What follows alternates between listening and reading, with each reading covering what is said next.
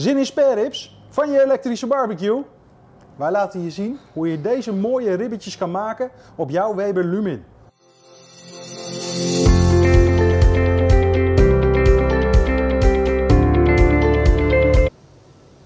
Ja, daar zijn ze. Spareribs. En we kennen natuurlijk spareribs van de houtskool barbecue, van de gasbarbecue. Maar vandaag gaan we even helemaal los. We gaan namelijk de Lumin gebruiken. De elektrische barbecue waar je dus ook perfect spareribs op kan maken. We laten je zien hoe je ze een beetje kan voorbereiden. Hoe je lekkere spareribs kan maken van die Lumin. En ook hoe je moet instellen. Je spareribs voorbereiden. Hoe doe je dat nou? Nou, het is eigenlijk heel simpel. We hebben hier een mooie Hollandse rib. We gaan er niet heel veel aan doen. Je kan hem nog helemaal bijsnijden. Dat gaan wij vandaag niet doen. We willen het zo simpel mogelijk houden. We draaien de rib om. En dan zien we hier een wit stuk liggen. En dat is het vlies. En dat vlies dat wil je eraf hebben. Dat is eigenlijk heel simpel. Je pakt een bordje. Daar doe je je vork onder. Je wipt hem zo hop omhoog. Dan mag je duim eronder. Je trekt hem los. En dan probeer je zo netjes mogelijk dat vlies eraf te trekken. Een beetje op deze manier. En dan heb je je sparerib dus ontvliest. Nou, hier zit een flap aan, die kan je eraf snijden. Ik laat hem voor vandaag lekker erop zitten. Dat werkt prima. Je draait hem om en dan gaan we hem kruiden. Nou, vlies eraf. Dan wordt het tijd voor, om ze te kruiden. Dat doen we dus met een dry rub, een kruidenmix. Wij hebben gewoon een standaard dry rub voor spareribs. Je kan kiezen welke je lekker vindt. Experimenteer daarmee, want er zijn veel verschillende soorten. De rub mag er royaal overheen. Ze gaan best een poosje op de barbecue, dus je mag best een beetje smaak geven. En het is een rub, dus nou ja, dat betekent wrijven. Dus wrijf ook die rub lekker op je ribbetje. En ook de andere kant geven we even een beetje kruiden. We gaan de spareribs op de Weber Lumin maken.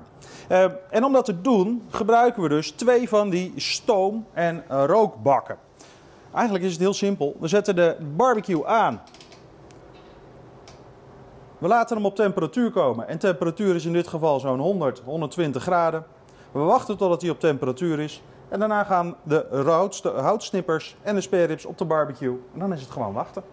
De Lumin begint mooi op temperatuur te raken. Dat betekent dat we de rooksnippers gaan toevoegen. Want zelfs op deze elektrische barbecue gaan we dus die rib even lekker roken.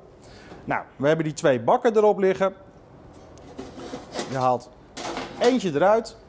Ik heb hier rooksnippers, dit is de pork rub. Die heb ik licht nat gemaakt. Dus niet helemaal door en door zeiknat, maar een klein beetje vocht erbij. Mag een beetje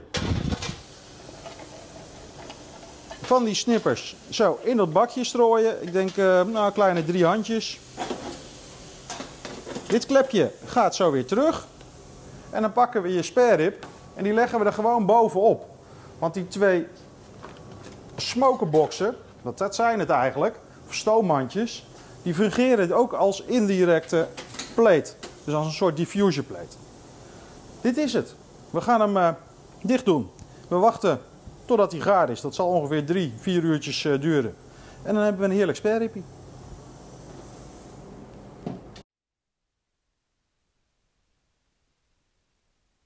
Nou, de sparerib op de Lumin ziet er fantastisch uit. Hij begint mooi in te drogen, dus de rub die begint lekker te plakken aan die sparerib.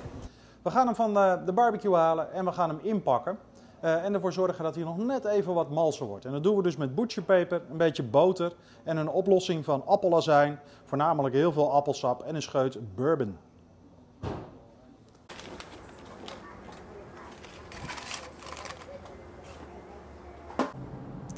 Nou, de ribjes hebben mooi een uurtje ingepakt op de Lumin gelegen. Het wordt tijd dat we ze gaan uitpakken.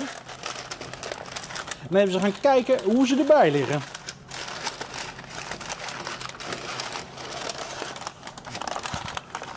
Kijk eens aan.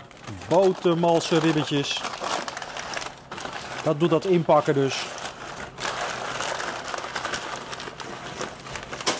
En je ziet hoe mooi die erbij ligt. En dan wordt het dus ook tijd voor de laatste stap in de 3-2-1 methode. Dus de 1. En dat is dat we hem op de barbecue gaan leggen met saus. We hebben hier een mooie barbecue saus. Die mag er royaal overheen.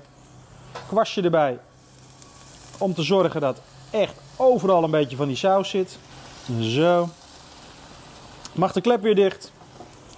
Ik zet hem net even iets lager, dat is op de halve stand. En dit laten we nog even een half uurtje gaan. En dan hebben we een hele mooie spare rib van die Lumin. We zijn er 3 kwartier verder en het wordt tijd om die rib van de Lumin af te halen. En te kijken of die een beetje gelukt is.